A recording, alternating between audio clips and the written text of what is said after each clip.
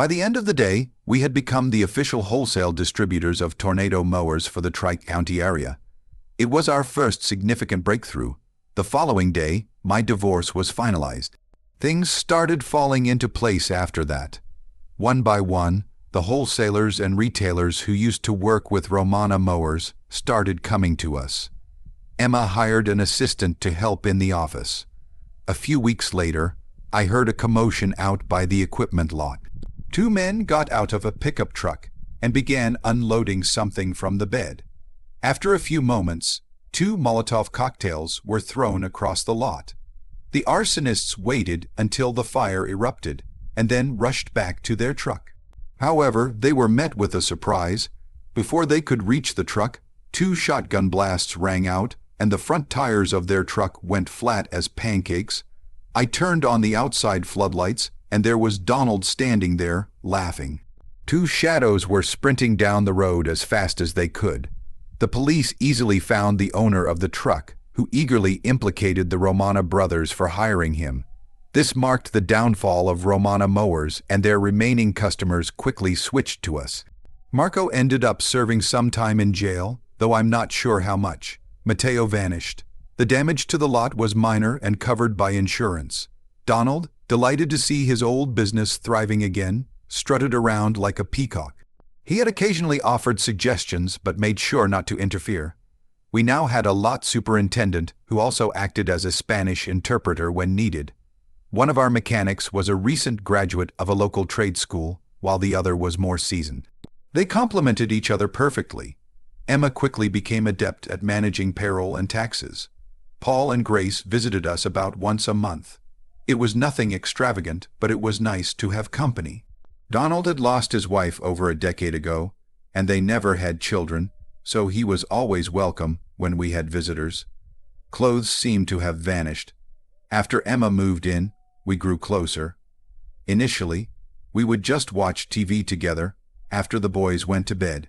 Sometimes we both doze off on the sofa and wake up cuddled together. We started giving each other kisses as a silent thank you for small favors. Before I knew it, I was giving her a peck on the cheek when she and the boys went out shopping or on some other errand. In early December, Emma mentioned that it was time for Richard to have his own room, and I readily agreed. That afternoon, she began moving her belongings into my room. I should have anticipated that. After tucking the boys in bed, she took my hand and led me to the bedroom. I felt a bit foolish for not catching on sooner, but also exhilarated by her taking the lead. The day before Christmas, we quietly tied the knot with a local justice of the peace. We kept it hushed, but Donald noticed Emma's new ring the next day. It made for a wonderful holiday. Our business thrived. When spring rolled around, Donald announced his plans to move to Florida. His sister had been urging him for years to join her near Ocala. I worried it might cause some issues, but Donald had everything sorted out. He handed over the property and the business to Emma and me. All we had to do was send him 10% of the monthly earnings until he passed away. It was an offer too good to refuse. He didn't need the money, having built up a comfortable nest egg over the years. It was more of a gesture, ensuring we'd always remember him. While not necessary, we appreciated the sentiment. The farmhouse provided us with much more space than our old apartment. It took a full month of repainting before we could move in. I never quite understood Donald's aversion to painting. The week we settled in, Emma discovered she was pregnant. Richard and Michael were overjoyed, and so was I. It's amazing to think how recently my life was in disarray. Funny how things turned out. I hope the new baby has 2 eyes. Thank you for watching this video to the end. If you liked it, please like it and subscribe to the channel. See you soon. Though she maintained cleanliness, she needed some serious upkeep. However, her voice was smooth as honey, and her work ethic made me feel inadequate. Her computer and accounting skills were exceptional, making her a valuable asset. One perk of working for someone who thinks they're the smartest is they usually aren't. Romana mowers had no confidentiality or proprietary agreements because Marco believed he didn't need them. Unfortunately for him, it left Emma and me with freedom. Emma simply informed our business contacts, both wholesalers and retailers, that we were no longer with Romana Moores and couldn't provide service.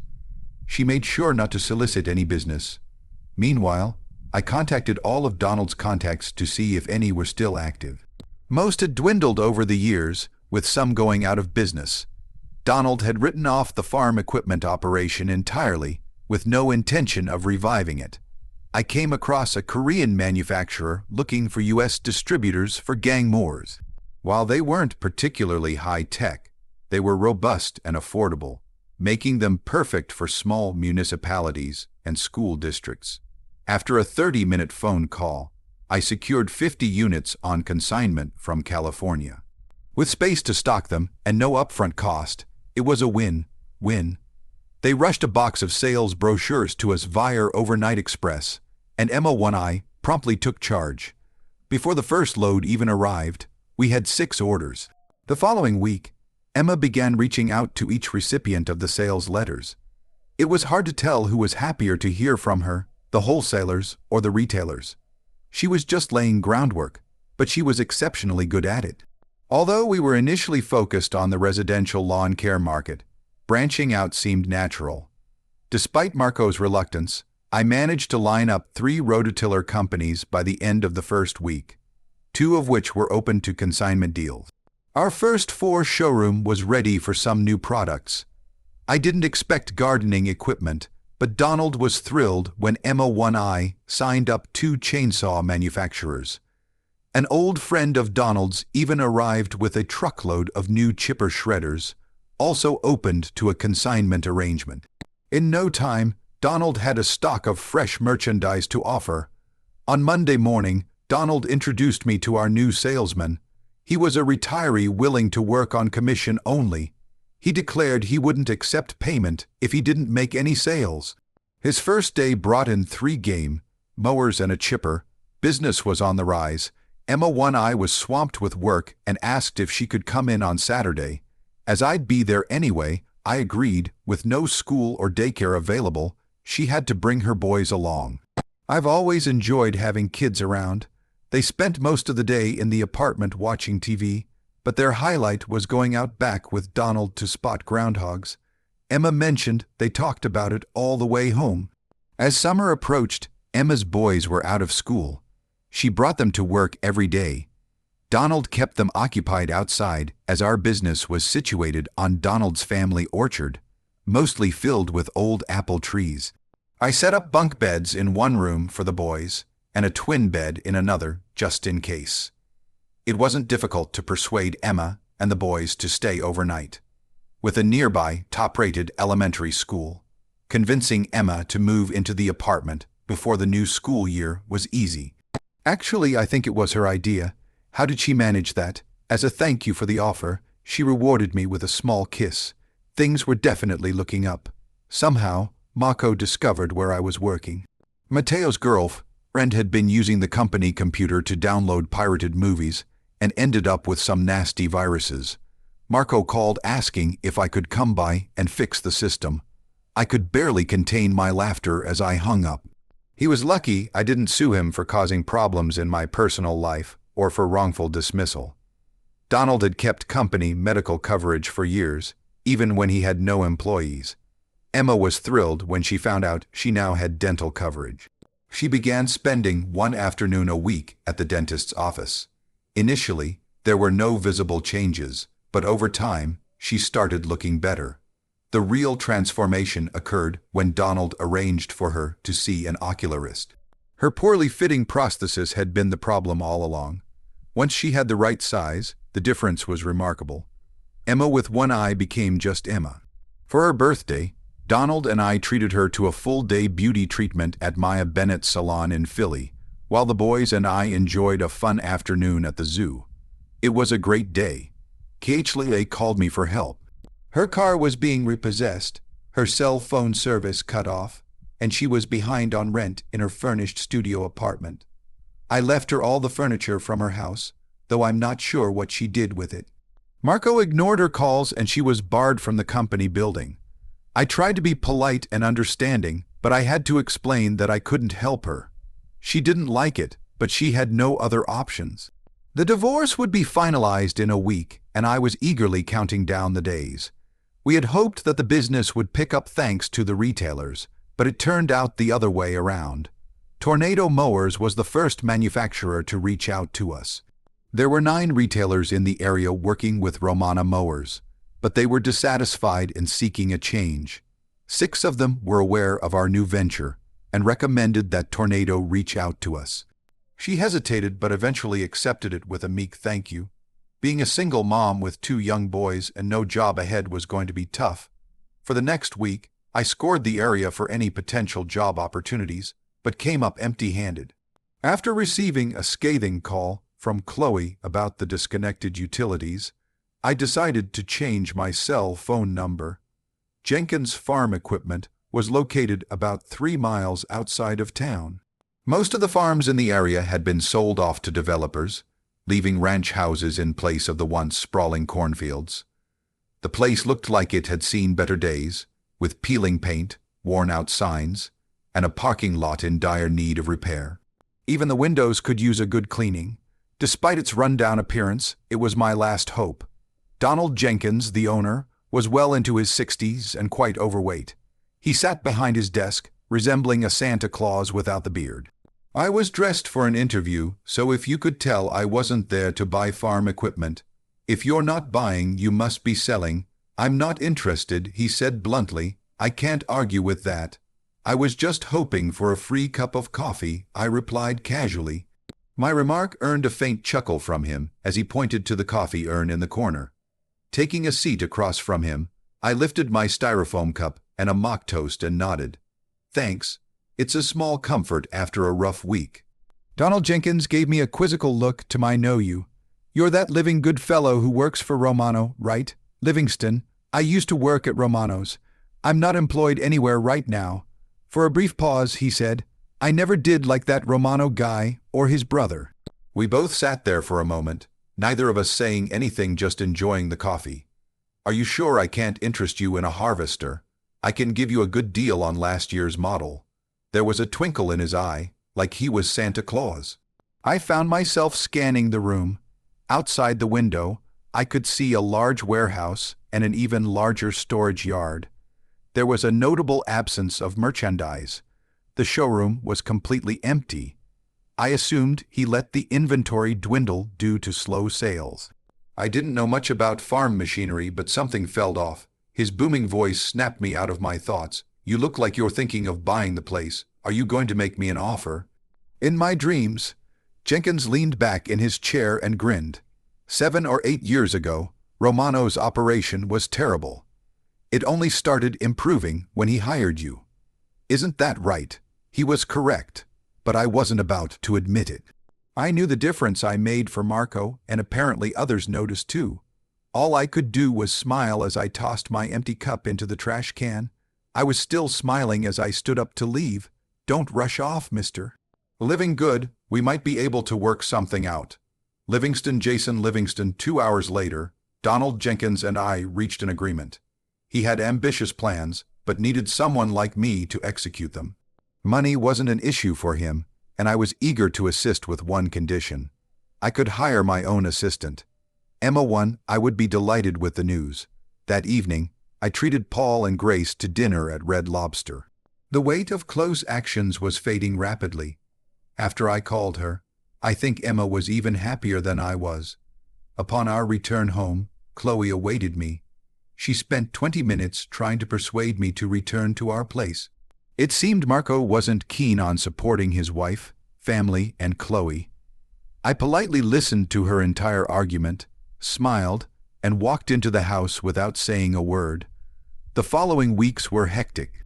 The main building was entirely concrete block. The second floor, a 3-bedroom apartment, had been used for storage for the last 20 years. Donald graciously allowed me to live there rent-free. Emma One Eye helped me procure a stove, refrigerator, and washing machine. Together, Emma and I cleaned and painted the office and apartment. I hired a couple of high school kids to paint the outbuildings. Donald didn't complain about the expenses. It was enjoyable, but eventually we had to get down to productive work. Chloe called Grace and informed her that she received and signed the divorce papers. It was a straightforward process, since we didn't own the house and had no children. I had already given her half of the assets. Not much for 12 years of marriage, but it was all she deserved. Emma, with one eye, was a slender woman with poor teeth and a prosthetic eye. Her hair, a dirty blonde, seemed untouched by any salon. Makeup wasn't her forte, either. "What are you doing with those boxes, Jason?" Emma, with her keen eye, noticed everything at once. "Just trying to get the damn things through the door," I muttered, trying to tackle the empty cardboard containers. She jumped up and held the door for me, realizing the situation. "Marco fired you," she exclaimed, surprised and concerned, audible in her voice. "Yes, and now I have to pack somehow." I mumbled hastily, filling boxes with my personal belongings, trying not to leave anything that belonged to the company. "He can't just fire you like that. Without you, everything will fall apart," she protested, devotion evident in her voice. I didn't bother answering her. Emma silently began to help me pack. She noticed me tossing a picture of my wife, Chloe, into the trash. Emma had been my secretary for 2 years. I would miss her. She had a glass eye that never seemed to sit still and constantly flew off on its own. It would often tear, and she was constantly moisturizing it with drops. 3 years ago, Emma was in a car accident that killed her husband and her right eye. Now she stays stuck in this dreary office to support her 2 young sons, Richard, 8 years old, and Michael, 2 years younger. "Jason, what on earth happened? You just went home to grab another pair of glasses. He can't fire you for that." I finished packing up my few belongings, needing only 1 box. Marco Romano and Chloe were in our bed when I got home. They weren't doing anything at that point, but it was clear right away. "He fired you because you caught him with your wife." "Not quite. I kicked him out of my house first, and then he fired me. He didn't leave." Chloe and Marco were still in our bed when I left. Marco was laughing as I walked out the door. Emma, one eye, put her hand on my shoulder. She didn't say anything. I smiled and left the building. Romano Mowers would have to do without Jason Livingston. I doubted they were concerned. My brother Paul wasn't home, but his wife, Grace, was more than willing to offer their spare room. Paul worked an early shift at the tire plant and would be home afternoon. Grace comforted me with coffee and a sympathetic ear until Paul arrived. After a quick lunch, we went to my place to get my things. Marco was gone, and Chloe was sitting in the kitchen with a drink. "What were you thinking, coming home in the middle of the morning like that, Jason?" I couldn't believe she asked such a foolish question. I was afraid Marco was going to run out of defense. "I was just bringing him another dozen. Don't act like a know-it-all. It's not that significant, and it's nothing surprising." "What do you mean? Marco was going to fire you 2 years ago. He agreed to let you stay if I agreed to cheat on you with him. So I did, just so you could keep your job. Aren't you saying you've been cheating on me with him for the past 2 years?" Chloe glanced at me with a slight smirk and finished her drink. "Well, it wasn't all that terrible. You kept your job and I got to spend time with Marco. Now that I've lost my job, are you going to stop seeing him?" "Don't be ridiculous. Why would I do that?" I couldn't believe what she had just admitted, but it certainly cleared up a lot of things. I looked at Paul, and we both headed to the bedroom to pack my things. There wasn't much I wanted to take from the house, so it didn't take long. Since I wasn't much of a handyman, there weren't many tools or power equipment. The last item I carried out was the desktop computer. Chloe remained seated at the kitchen table throughout our visit, her glass mysteriously refilling itself. She stayed silent, her appearance showing signs of wear and tear. Her long hair, dyed in eerie black, gave her a sort of gothic or witch-like aura. Despite her olive complexion, her thin face seemed hardened. Her lips were tightly pressed together, avoiding eye contact with me as she stared at the wall opposite her. I couldn't discern whether her anger was directed at my departure or at being caught cheating. Either way, it didn't matter. After Paul and I finished moving, we stopped for a quick beer to mark the successful completion of the task, although it felt like a feeble excuse to drink in the middle of the day. Thankfully, the house was just a rental, which was a small relief. Disconnecting utilities took about an hour, and I managed to get a few deposits back. Learning out bank accounts and credit cards came next. I left half of our savings and checking accounts for Chloe. When we returned home, Grace had prepared a wonderful dinner. Later that night, Paul helped me get drunk and put me to bed. It was the first hangover I'd had in years. I wasn't expecting any severance paid from Romana Moores, but I had enough saved up to last a few months. Unemployment compensation was out of the question, so finding another job was a must. I decided to start the divorce paperwork first, which took up the whole morning. After lunch, I headed to the state employment office, holding out hope that they might have something for me. "Hey, Jason, fancy seeing you here," said Emma, nicknamed Emma One Eye, as she stood before me with a clipboard. "Did you leave on your own?" I asked. "No, I got replaced by big breasts and big hair," she replied bitterly. I shook my head, knowing it was a cruel move from Marco. Emma had nothing to do with the situation, and it wasn't fair for her to be let go. "What exactly went down? Marco replaced you with his brother Matteo, and I got replaced by Matteo's girlfriend. I was out by the end of the day. I'm sorry. Is there anything I can do? Could I use you as a reference?" We both shared a small laugh. Emma and I sat together, filling out the mustard-colored employment history forms. Neither of us had much faith in the system, but we felt obligated to go through the motions. Before we left, I slipped her a couple of $100 and my phone number.